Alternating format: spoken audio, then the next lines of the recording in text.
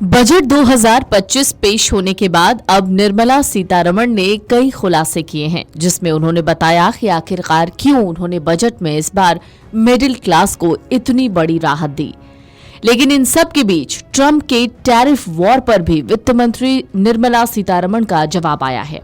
रूस यूक्रेन युद्ध को खत्म करने का दावा करने वाले अमेरिकी राष्ट्रपति डोनाल्ड ट्रंप ने टैरिफ वॉर छेड़ दी।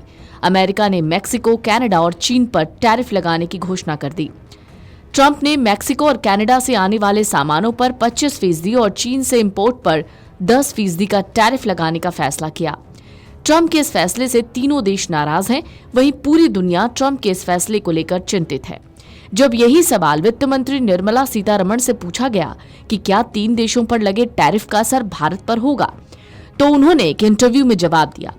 उन्होंने कहा, हम नहीं जानते कि इसका हमारे लिए क्या परिणाम होगा, लेकिन अप्रत्यक्ष रूप से हम पर असर हो सकता है।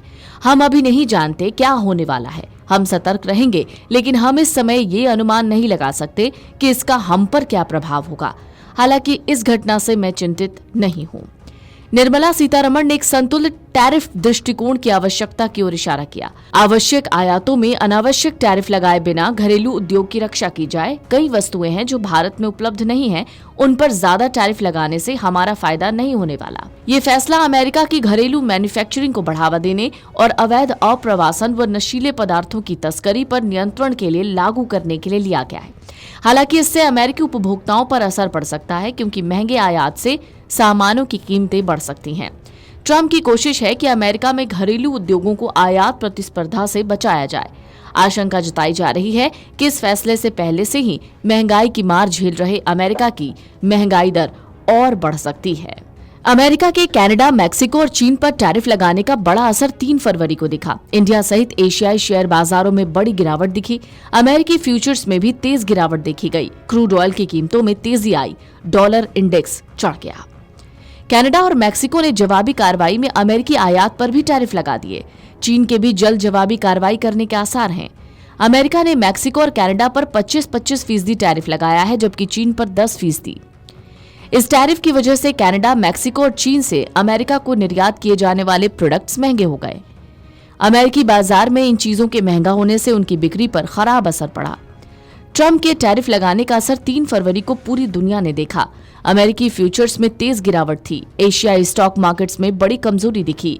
अमेरिकी डॉलर इंडेक्स में मजबूती देखने को मिली। क्रूड में उछाल आया। ब्रेंट क्रूड 0.8% चढ़कर $76 प्रति बैरल हो गया। ये एक हफ्ते में क्रूड का सबसे ज्यादा प्राइस था। ट्रंप ने अमेरिकी राष्ट्रपति चुनाव के दौरान कई देशों के आयात पर टैरिफ लगाने की धमकी दी थी। अब ऐसे में सवाल था कि अमेरिका के 3 देशों पर टैरिफ लगाने और इन देशों की जवाबी कार्रवाई का इंडिया पर कितना असर पड़ेगा।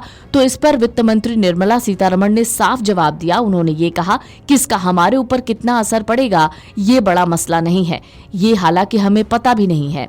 उन्होंने ये भी कहा कि हमारे ऊपर इसका कितना असर पड़ेगा इस बारे में अभी ठीक तरीके से कुछ भी कहना मुश्किल है। हम इस बारे में सतर्क हैं। हम अभी अनुमान नहीं लगा सकते कि हमारे ऊपर कितना असर पड़ेगा। वित्त मंत्री निर्मला सीतारमण ने बजट 2025 में कस्टम ड्यूटी में कटौती की घोषणा की। इसका उद्देश्य एमएसएमईज को सस्ता कच्चा माल उपलब्ध कराना है।